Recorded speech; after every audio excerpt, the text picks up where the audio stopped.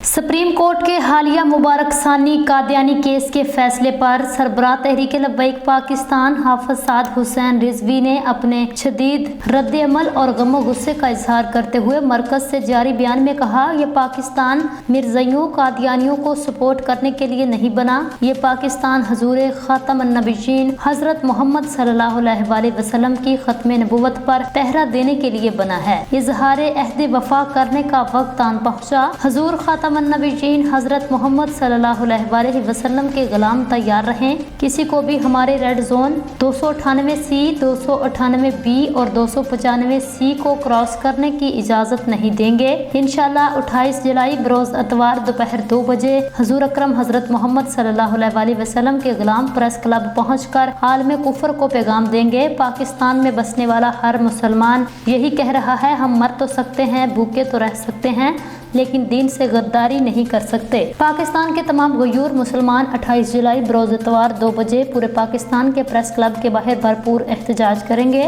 पूरी कौम यक आवाज़ होकर कुफर के आलाकारों को ये भरपूर पैगाम दे, गैरत मुस्लिम जिंदा है, हमने तो ये जाना, हजूर ख़ातमुन-नबीय्यीन हजरत मोहम्मद सल्लल्लाहु अलैहि वसल्लम पर अपनी जानों की कुर्बानी करने के लिए रखी हुई है। हमारे माल हमारी जानों का और कोई मकसद नहीं, मर ही जाऊं मैं अगर इस दर से जाऊं, 2 कदम ये हमारा पहला मरहला है।